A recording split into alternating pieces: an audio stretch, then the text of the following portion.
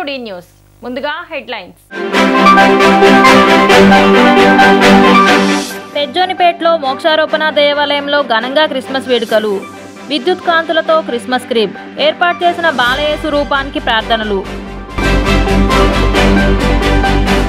రాష్ట్రంలో coworking space, neighbourhood working space అభివృద్ధిపై ముఖ్యమంత్రి చంద్రబాబు నాయుడు సమీక్ష.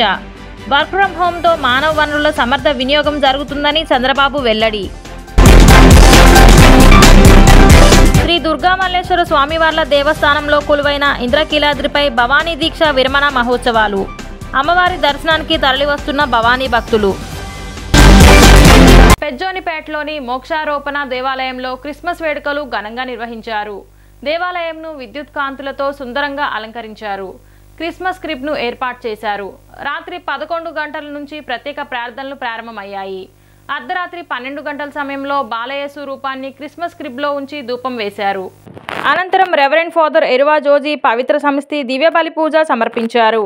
విచారణ గురువులు ఫాదర్ జేమ్స్ పాల్గొన్నారు. మానవులైన మన పాపం అనే ఊబిలో ఉంది. దేవుడు ప్రసాదించిన ప్రేమను స్వీకరించలేక దూరం అయిపోతున్నామని అన్నారు. అలాంటి ప్రేమను మనం అందరికీ పంచాలని, సాధారణ మానవునిగా యేసుప్రభు ఈ లోకానికి వచ్చారని, అలాంటి పర్వదినాన్ని మనం అందరం జరుపుకుంటున్నామని తెలిపారు. ప్రత్యేక ప్రార్థనల్లో క్రైస్తవులు పెద్ద సంఖ్యలో పాల్గొన్నారు.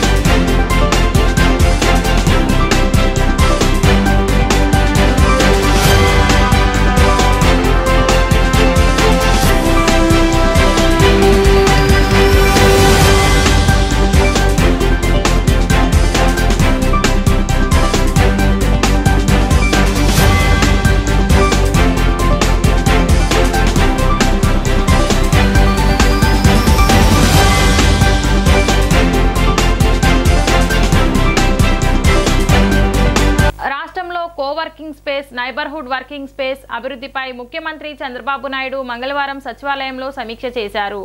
కోవర్కింగ్ స్పేస్, వర్క్ ఫ్రం హోంతో మానవ వనరుల సమర్థ వినియోగం జరుగుతుందని ముఖ్యమంత్రి చంద్రబాబు నాయుడు అన్నారు. గ్రామాల్లో, చిన్న పట్టణాల్లో ఉన్న వారికి ట్రైనింగ్ ఇచ్చి అవకాశాలు కల్పించాలని, అలాంటి వారి కోసం వర్కింగ్ స్పేస్ క్రియేట్ చేయాలని సీఎం అన్నారు. చదువుకున్న మహిళలు గృహిణులుగా మిగిలిపోకూడదు, వారికి అవకాశాలు కల్పించాలని సీఎం అభిప్రాయపడ్డారు. వర్క్ ఫ్రం హోం, కోవర్కింగ్ సెంటర్లతో మహిళలకు విస్తృతంగా అవకాశాలు లభిస్తాయన్నారు. మహిళలను ఇంటి పనికి పరిమితం చేయడం సరికాదని సీఎం అన్నారు. ఇప్పటికే చదువుకున్న మహిళలు ఇళ్లల్లో ఉంటున్నారని, వారికి వర్క్ ఫ్రం హోం అందుబాటులోకి తెస్తే ఆన్లైన్ విధానంలో పనిచేసి ఉపాధి పొందుతారని అభిప్రాయపడ్డారు. మహిళల్లో ఎంతో సమర్థత, నైపుణ్యం ఉందని, కుటుంబ వ్యవహారాలు, బాధ్యత కారణంగా చాలామంది ఇళ్లకే పరిమితం అవుతున్నారని అన్నారు. ఎకనామిక్ యాక్టివిటీ పెరుగుతుందని ముఖ్యమంత్రి అన్నారు. కోవర్కింగ్ స్పేస్ సెంటర్ల ఏర్పాటులో 2025 డిసెంబర్ చివరి నాటికి 1.50 సీట్లు అందుబాటులోకి తీసుకురావాలని లక్ష్యంగా పెట్టుకున్నట్లు అధికారులు వివరించారు. ఒక్కో సీటుకి 50-60 చదరపు అడుగుల విస్తీర్ణం అవసరమని, ప్రభుత్వ, ప్రైవేటు భవనాల్లో ఈ వర్కింగ్ సెంటర్లు ఏర్పాటు చేస్తామని అధికారులు తెలిపారు. ఇప్పటి వరకు ప్రైవేట్, ప్రభుత్వ భవనాలలో 22 లక్షల చదరపు అడుగుల స్థలాన్ని గుర్తించామని అధికారులు ముఖ్యమంత్రికి తెలిపారు. రాష్ట్రంలో ప్రస్తుతం ఎంతమంది వర్క్ ఫ్రం హోంలో పనిచేస్తున్నారు, వారి అవసరాలు ఏంటనే సమాచారం సేకరించాలని అధికారులకు సీఎం సూచించారు. అదేవిధంగా ఇప్పటికే నిర్ణయించినట్లు రతన్ టాటా ఇన్నోవేషన్ హబ్ల ఏర్పాటుకు రాష్ట్రంలో 5 చోట్ల భవనాలను గుర్తించాలని సీఎం ఆదేశించారు. ఆ ప్రాంతంలోని పరిశ్రమలను, విద్యా సంస్థలను ఇన్నోవేషన్ హబ్లకు అనుసంధానం చేయాలని సీఎం నిర్దేశించారు. శ్రీ దుర్గా మల్లేశ్వర స్వామివార్ల దేవస్థానంలో కొలువైన ఇంద్రకీలాద్రిపై భవానీ దీక్ష విరమణ మహోత్సవాలు ఎంతో వైభవంగా కొనసాగుతున్నాయి. అమ్మ దర్శనానికి తరలి వస్తున్న భవానీ మాలదారులతో వీధులన్నీ పోటెత్తుతున్నాయి. దారులన్నీ అమ్మ సన్నిధికే అన్న చందంగా కనిపిస్తున్నాయి. భవానీ దీక్షల ఉత్సవాల్లో 4వ రోజు మంగళవారం తెల్లవారుజామున 3 గంటల నుంచి రాత్రి 11 గంటల వరకు భవానీలను అమ్మవారి దర్శనానికి అనుమతించారు. భవానీలు అధిక సంఖ్యలో తరలి రావడంతో వినాయకుడి గుడి వద్ద క్యూలైన్లోకి ప్రవేశించినప్పటి నుంచి కొండ దిగువన లడ్డు కౌంటర్ చేరేందుకు 3 గంటల సమయం పడుతుంది. గిరి ప్రదక్షిణ మార్గంలో భవానీల రద్దీ కొనసాగుతూనే ఉంది. అనంతరం దుర్గగుడి ఘాట్ రోడ్లోని కామధేను అమ్మవారి ఆలయం వద్ద పూజలు నిర్వహిస్తున్నారు. ఆ తర్వాత గిరి ప్రదక్షిణ ప్రారంభిస్తున్నారు. రైల్వే స్టేషన్, బస్టాండ్కు వచ్చే భవానీల సంఖ్యను పోలీస్ శాఖ ఎప్పటికప్పుడు అంచనా వేస్తూ ఆలయ ప్రాంగణంలో అధికారులకు సమాచారం అందిస్తోంది. శ్రీ దుర్గా మల్లేశ్వర స్వామివార్లు కొలువై ఉన్న ఇంద్రకీలాద్రి కొండ చుట్టూ భవానీలు గిరి ప్రదక్షిణ చేపడుతున్నారు. 2 తెలుగు రాష్ట్రాలతో పాటు తమిళనాడుకు చెందిన భవానీలు పెద్ద సంఖ్యలో అమ్మవారి సన్నిధికి తరలివస్తున్నారు. గత కొన్ని సంవత్సరాల నుండి భవానీ మాల ధరించి అమ్మవారి దర్శనం చేసుకుంటున్నామని చెప్పారు. భవానీలతో ఈ మార్గంలో ఆధ్యాత్మిక శోభ వెల్లివిరుస్తోంది. భక్తులు గిరి ప్రదక్షిణ చేపట్టిన భవానీల సేవలో తరిస్తున్నారు. అగ్రకులంలో పుట్టి ఐఏఎస్ అధికారిగా దళిత, గిరిజనులు, వెనుకబడిన వర్గాల కోసం కృషి చేసిన ఎస్ఆర్ శంకరన్ పేరుతో రాష్ట్ర ప్రభుత్వం నాలెడ్జ్ సెంటర్లు ఏర్పాటు చేయాలని నిర్ణయం తీసుకోవటాన్ని ఆహ్వానిస్తున్నామని దళిత, గిరిజన జేఏసీ నాయకులు అన్నారు. గాంధీనగర్ ప్రెస్ క్లబ్లో నిర్వహించిన మీడియా సమావేశంలో జేఏసీ నాయకులు మాట్లాడారు. భారత రాజ్యాంగం కల్పించిన హక్కులను అందరికీ సమానంగా అమలు జరిగేలా ఐఏఎస్ అధికారిగా ఎస్ఆర్ శంకరన్ కృషి చేశారన్నారు. ప్రభుత్వ అధికారిగా దేశానికి, రాష్ట్రానికి విశిష్ట సేవలు అందించిన ఎస్ఆర్ శంకరన్ ప్రత్యేకంగా దళితులు, గిరిజనుల కోసం ఎన్నో కార్యక్రమాలు చేపట్టారన్నారు. తనతో పాటు ఇతర అధికారులను కూడా రాజ్యాంగాన్ని గౌరవిస్తూ వెనుకబడిన వర్గాల అభివృద్ధి కోసం పనిచేసేలా కృషి చేశారన్నారు. గిరిజనులకు దున్నేవారిదే భూమి, అస్పృశ్యత చట్టం వంటి వాటిని అమలు చేసి వెనుకబడిన వర్గాలకు అండగా నిలిచారన్నారు. ప్రస్తుత అధికారులు కూడా ఎస్ఆర్ శంకరన్న ఆదర్శంగా తీసుకుని ప్రజలకు సేవలు అందించాలని కోరారు. నమస్కారం.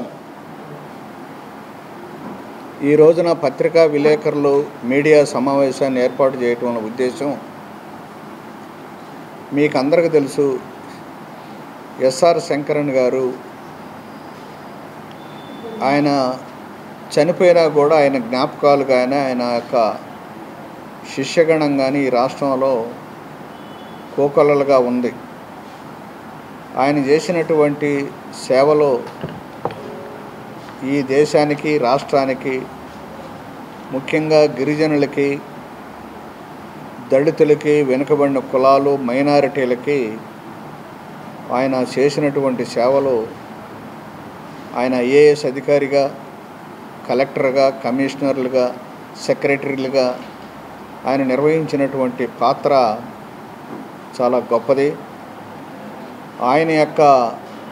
ఆయన చేయటమే కాదు, ఆయన కొంత సైన్యాన్ని ఏర్పాటు చేసుకొని స్వచ్ఛంద సంస్థలని, ప్రజా సంఘాలని, వీటన్నిటిని కూడా వాళ్ళ ద్వారా చైతన్యపరిచే పద్ధతుల్లో గారు పేరు మీద రాష్ట్ర ప్రభుత్వం నారా చంద్రబాబు నాయుడు గారి నాయకత్వంలో నాలెడ్జ్ సెంటర్లు ఏర్పాటు చేయాలని ఒక ప్రయత్నం, ఒక నిర్ణయం చేయడం అనేది మేమందరం కూడా దళిత, గిరిజన, బహుజన సంఘాల తరఫున అందరం కూడా హృదయపూర్వకంగా ఆహ్వానిస్తున్నాం.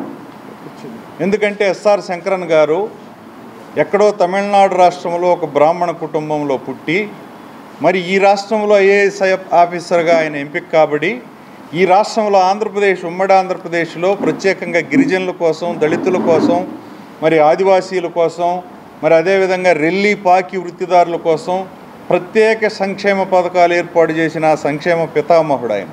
మాతృభాష పరిరక్షణ, భాషాభివృద్ధి ధ్యేయంగా డిసెంబర్ 28, 29 తేదీల్లో కేబిఎన్ కళాశాలలో ప్రపంచ తెలుగు రచయితలు మహాసభలు నిర్వహించనున్నట్లు ఎమ్మెల్యే మండలి బుద్ధా ప్రసాద్ తెలిపారు. సభా వేదికకు రామోజీరావు సభా వేదికగా నామకరణం చేశామని అన్నారు. ఈ మహాసభలను సుప్రీంకోర్టు పూర్వ న్యాయమూర్తి ఎన్వి రమణ ప్రారంభిస్తారని చెప్పారు. శాసనసభాపతి చింతకాయల అయ్యన్న పాత్రుడు విశిష్ట అతిథిగా, ఉపసభాపతి కనుమూరి రఘురామకృష్ణరాజు విచ్చేస్తున్నారన్నారు. 3 సమాంతర వేడుకలను ఏర్పాటు చేసి సదస్సులు నిర్వహిస్తున్నామన్నారు. సుమారు 170 మంది పర్యావరణంపై ప్రత్యేక సమ్మేళనం చేస్తారని వివరించారు. తెలుగు భాషా ప్రేమికులు పెద్ద ఎత్తున పాల్గొని కార్యక్రమాన్ని జయప్రదం చేయాలని కోరారు. సమావేశానికి ముందు సభల పోస్టర్ను ఆవిష్కరించారు.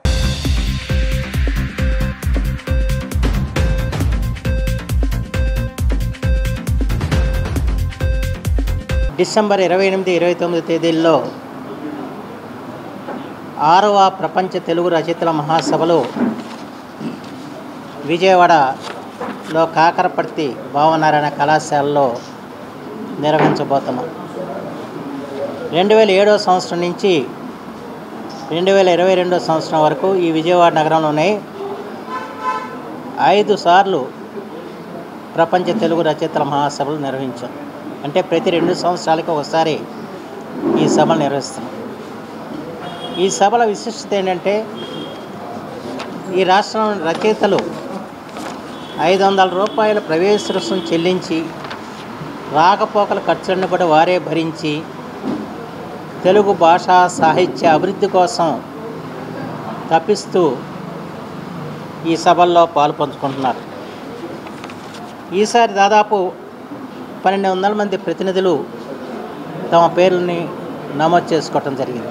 వి నారాయణరావు, నేను S K P V Hindu high school committee group of ఇన్స్టిట్యూషన్స్కి అడ్మినిస్ట్రేటివ్ ఆఫీసర్గా ఉన్నాను.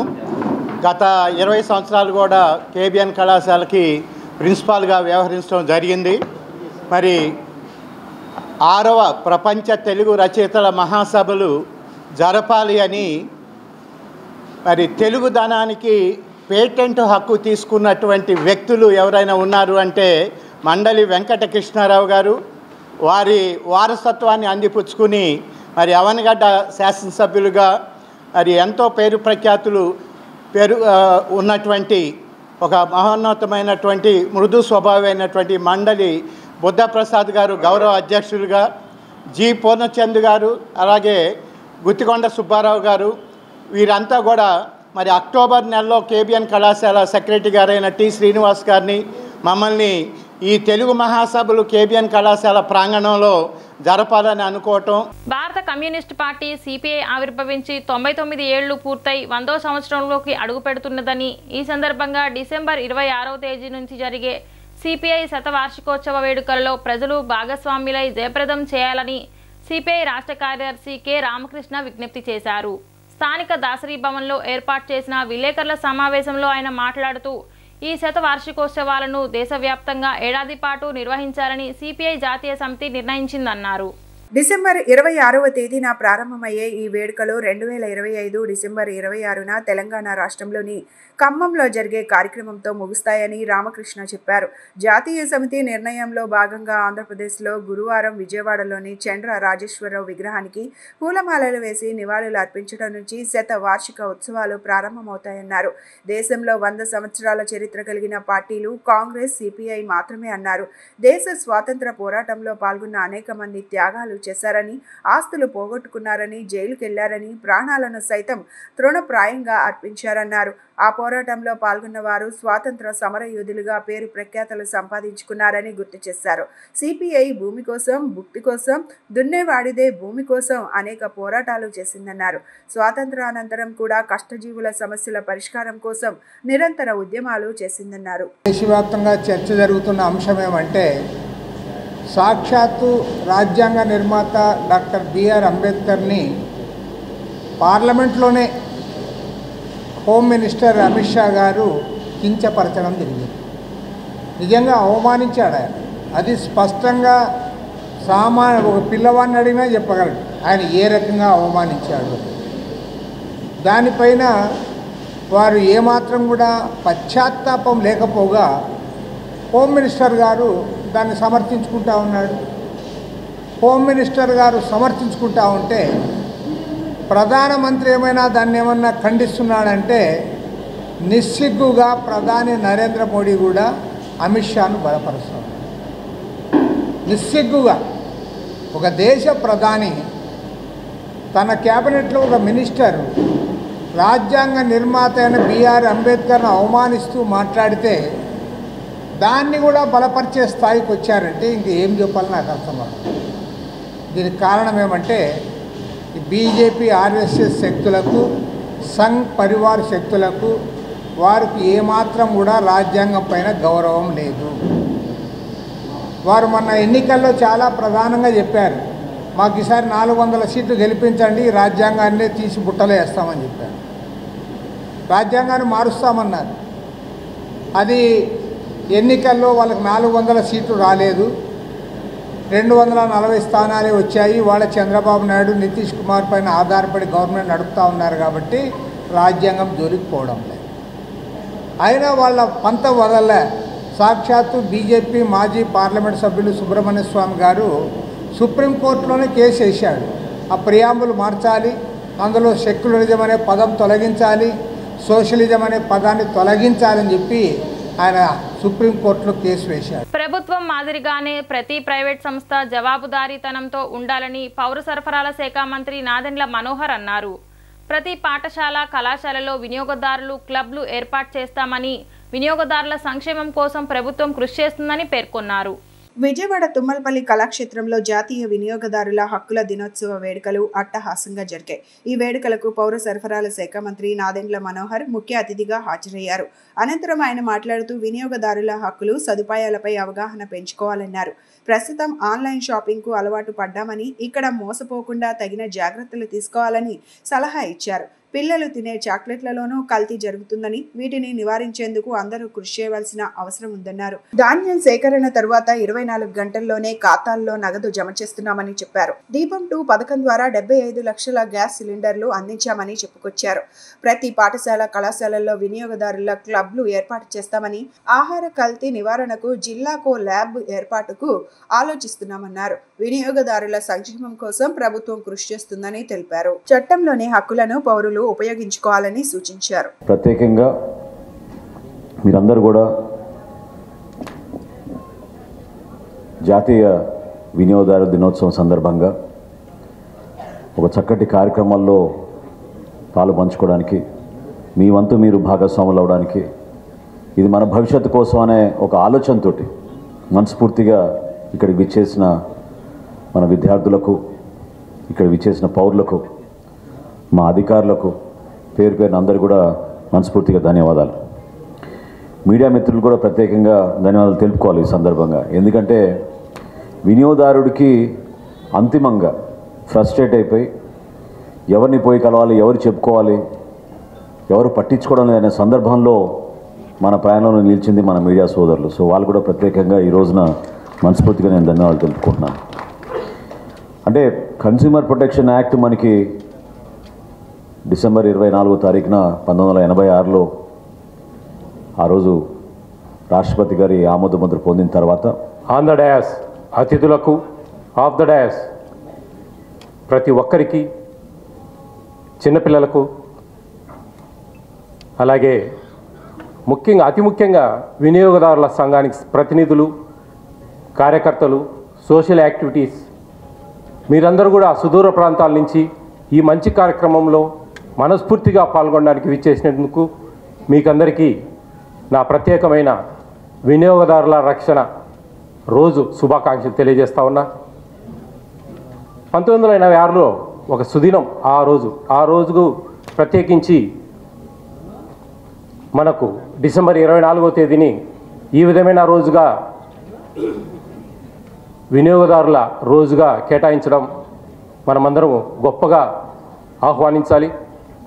దాని తర్వాత ఎన్నో కాల అభివృద్ధి కార్యక్రమాలలో భాగంగా లేటెస్ట్గా అప్డేట్ అవుతూ ఇటీవల వచ్చిన వరదలకు విజయవాడ నగర ప్రజలు అనేక ఇబ్బందులు పడ్డారని కేంద్ర ప్రభుత్వం నుంచి వచ్చే నిధులతో పాటుగా అమృత్ పథకంలో భాగంగా విజయవాడ నగరానికి అవసరమైన అన్ని మౌలిక సదుపాయాలు కల్పించడానికి డిపిఆర్ను రెడీ చేశామని ఎంపీ కేశినేని శివనాథ్ తెలిపారు. తూర్పు నియోజకవర్గ పరిధిలోని 8వ డివిజన్లోని టిక్కిల్ రోడ్ గీతాంజలి అపార్ట్మెంట్ వీధిలో సుమారు 9 లక్షల రూపాయల అంచనా వ్యయంతో చేపట్టిన సీసీ రోడ్ నిర్మాణ పనులను ఎంపీ కేశినేని శివనాథ్, ఎమ్మెల్యే గద్దె రామ్మోహన్ మంగళవారం శంకుస్థాపన చేసి ప్రారంభించారు. ఈ సందర్భంగా ఎంపీ కేశినేని శివనాథ్ మాట్లాడుతూ 2014 నుండి 19 సంవత్సరంలో టీడీపీ హయాంలో ముఖ్యమంత్రి నారా చంద్రబాబు నాయుడు విజయవాడ నగరాన్ని అభివృద్ధి చేశారని, ఆ అభివృద్ధిని మరిపించే విధంగా ఇప్పుడు మళ్లీ మరింత అభివృద్ధి చేస్తామని చెప్పారు. విజయవాడ నగరంలో అండర్ గ్రౌండ్ డ్రైనేజీ పనులను చేపట్టడమే కాదు, నగరంలోని డ్రైనేజీ వ్యవస్థను పూర్తి స్థాయిలో అభివృద్ధి చేస్తున్నట్లు తెలిపారు. ఇప్పటికే నగరంలో రోడ్లు, డ్రైనేజీ, ఎస్టీపీలను నిర్మాణం చేశామన్నారు. తూర్పు నియోజకవర్గ ఎమ్మెల్యే గద్దె రామ్మోహన్ రావు నిత్యం ప్రజల మధ్యనే ఉంటూ ప్రజా సమస్యలను తెలుసుకొని పరిష్కరిస్తున్నారని, తాను కూడా ఎమ్మెల్యే గద్దె రామ్మోహన్ చేస్తున్నట్లుగానే ప్రజలతో ఉంటూ వారి సమస్యలను తెలుసుకొని పరిష్కారానికి కృషి చేస్తున్నట్లు చెప్పారు. ఎమ్మెల్యే గద్దె రామ్మోహన్ మాట్లాడుతూ వైఎస్ఆర్సీపీ గత 5 సంవత్సరాల పాలనలో ఒక్కసారి కూడా జిల్లా అభివృద్ధి సమావేశం నిర్వహించలేదన్నారు. జిల్లాను ఏ విధంగా అభివృద్ధి చేయాలనే అంశాలపై మంత్రులు, ప్రజాప్రతినిధులు కలిసి చర్చించుకొని ప్రణాళిక రూపొందించి దాని ప్రకారం అభివృద్ధి చేయడానికి ఈ సమావేశాలు నిర్వహించడం వల్ల వీలు కలుగుతుందన్నారు. ఈ సమావేశాలను కనీసం 3 నెలలకు ఒకసారి అయినా నిర్వహించాలని చెప్పారు. అంతటి ప్రాధాన్యత కలిగిన డీడీఆర్సీ సమావేశాలను వైఎస్ హయాంలో నిర్వహించలేదని చెప్పారు. కూటమి ప్రభుత్వం వచ్చిన 5 నెలల కాలంలోనే ఎంపీ కేశినేని శివనాథ్ జిల్లా అభివృద్ధిపై ప్రత్యేకంగా సమావేశం నిర్వహించామన్నారు. గత 6 నెలల నుంచి కూటమి ప్రభుత్వం అధికారంలోకి వచ్చినాక విజయవాడ నగరంలో మా ముఖ్యమంత్రి నారా చంద్రబాబు నాయుడు గారి ఆధ్వర్యంలో 2014 నుంచి 19 వరకు ఏ విధంగా ఈ విజయవాడ నగరాన్ని చంద్రబాబు నాయుడు గారి ఆధ్వర్యంలో గద్దె రామ్మోహన్ రావు ఎమ్మెల్యేగా ఉన్న సమయంలో ఏ విధంగా అభివృద్ధి చెందిందో దానికి మించిన అభివృద్ధి చేయబోతున్నాం. గత 6 నెలల నుంచి మీరు చూస్తే విజయవాడ నగరంలో ఉన్న చాలా చోట్ల రోడ్లు కానీ, డ్రైన్లు కానీ, ఎస్టీపీలు కానీ వాటి మీద మేము నిరంతరం పనిచేస్తున్నాం. వరద బాధిత ప్రాంతాల నుంచి కూడా ఈ చుట్టుపక్కల వరద కూడా చాలా ఇబ్బంది పెట్టింది.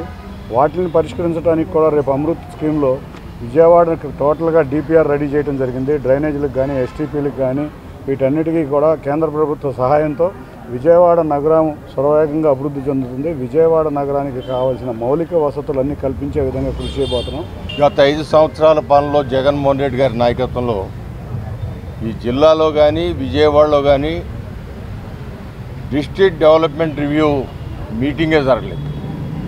డీడీఆర్సీ అంటే చాలా ముఖ్యమైనది.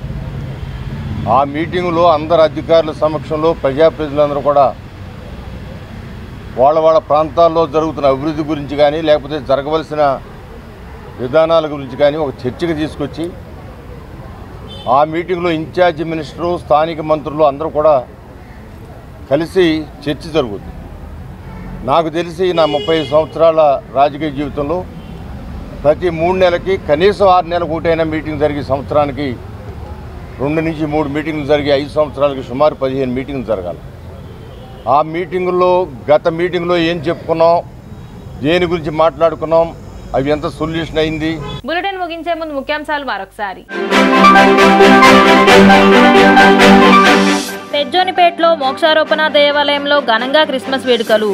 విద్యుత్ కాంతులతో క్రిస్మస్ క్రీబ్ ఏర్పాటు చేసిన బాలయేసు రూపానికి ప్రార్థనలు. రాష్ట్రంలో coworking space, neighbourhood working space అభివృద్ధిపై ముఖ్యమంత్రి చంద్రబాబు నాయుడు సమీక్ష. వర్క్ ఫ్రం హోంతో మానవ వనరుల సమర్థ వినియోగం జరుగుతుందని చంద్రబాబు వెల్లడి. శ్రీ దుర్గామల్లేశ్వర స్వామివార్ల దేవస్థానంలో కొలువైన ఇంద్రకీలాద్రిపై భవానీ దీక్ష విరమణ మహోత్సవాలు. అమ్మవారి దర్శనానికి తరలివస్తున్న భవానీ భక్తులు. డీ న్యూస్కి సమాప్తం. మళ్ళీ నెక్స్ట్ బులెటిన్లో కలుద్దాం.